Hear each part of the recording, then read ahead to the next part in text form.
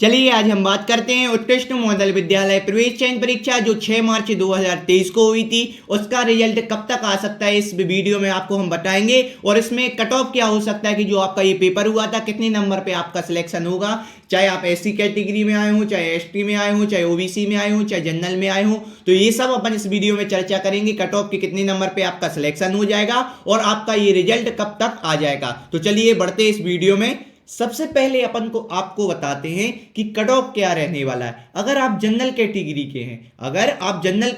के हैं तो कम से कम अगर आपके 50 मार्क हैं, 50 से लेके 55 माने 50 से चालू हो जाए, माने 50 प्लस नंबर हो यदि आपके, तो आपका चांस बढ़ जाता है एक्सीलेंस पेपर में सिलेक्शन में। समझ रहे हैं आप बात को कि जनरल कैटेगरी से अगर आप हैं तो आपके 50 नंबर कम से कम होना चाहिए, पर 50 से प्लस ज्यादा हो सकते हैं, 51 52 53 ऐसे 100 तक जा सकते हैं। तो कम से कम लेकिन जनरल में 50 नंबर हो तब आपकी उम्मीद बहुत ज्यादा है सिलेक्शन की। और अगर हम बात करें ओबीसी कैटेगरी के लिए तो ओबीसी कैटेगरी के लिए सबसे कम नंबर होना चाहिए 45 नंबर से लेके आगे तक बढ़ते रहेंगे और आपका सिलेक्शन होने का चांस बढ़ता रहेगा। तो कम से कम आपका 45 मार्क्स होना चाहिए, 45 46 47 से बढ़ते बढ़ते 100 तक है ना। आप इनमें से अगर 45 से ऊपर है अगर ओबीसी के बच्चों के, तो आपके सिलेक्शन होने की चांस बहुत ज्यादा बढ़ जाती है। इसके बाद जनरल कैटेगरी की हमने बताई दी 50 से ऊपर होना चाहिए। और एससी कैटेगरी की बात करें तो एससी कैटेगरी के लिए कम से कम 40 मार्क्स चाहिए, 40 से ऊपर 40 41 42 43 से बढ़ते बढ़ते जाएंगे।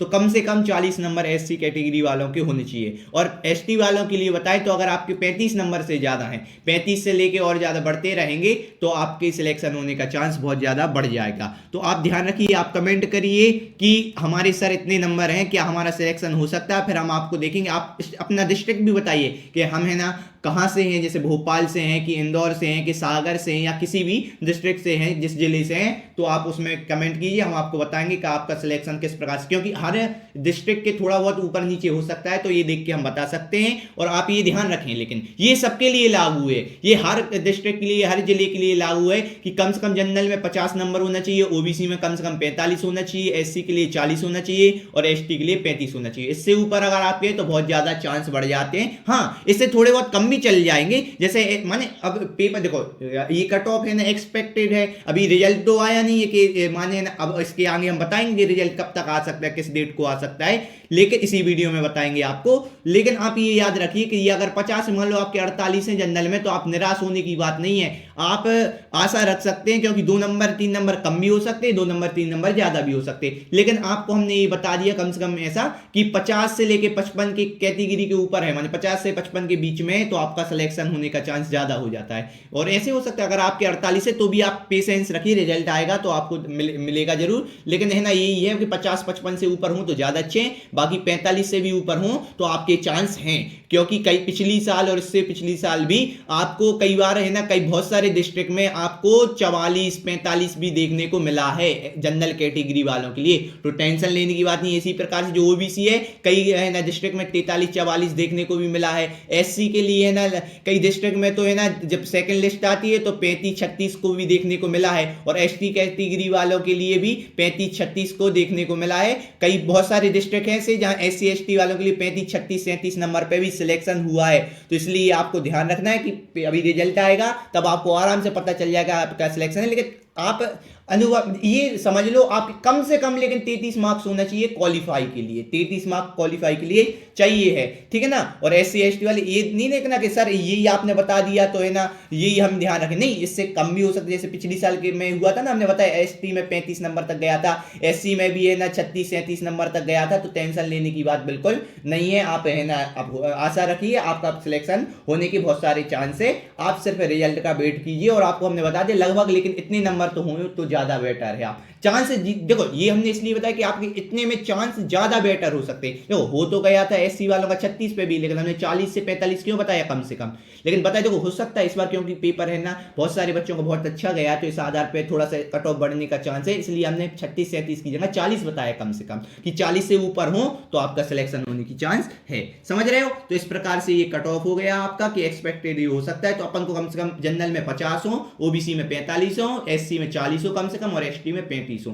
ये तो कम से कम मिनिमम है, इससे ज्यादा हो तो बहुत अच्छी बात है, ठीक है ना। और टेंशन लेने की बात नहीं है, जब आएगा रिजल्ट तो आराम से समझ में आएगा। तो 2-4 नंबर जो हमने ये बताया ना, एक बार और बता दें, 2-4 नंबर इससे, जैसे 50 है तो कम 45 भी हो सकते हैं, कि कम से कम 45 तो हों, ठीक है ना। तो थोड़ा 4-5 नंबर आगे पीछे हो सकता है, ठीक है ना। और बेस्ट कट ऑफ की बात बताएं, जो जी समझ लो आपकी, आप बच्चे ये समझ जाए कि सर इतने में तो हमारा सिलेक्शन हो ही जाए, तो कम से कम अगर आपके 60 नंबर से ऊपर है किसी भी कैटेगरी, चाहे SC ST OBC किसी भी कैटेगरी को, जनरल कैटेगरी को हो, आपके किसी भी कैटेगरी के हो, अगर आपके 60 नंबर से ज्यादा है तो आपके सिलेक्शन की चांस 95 to 100% है।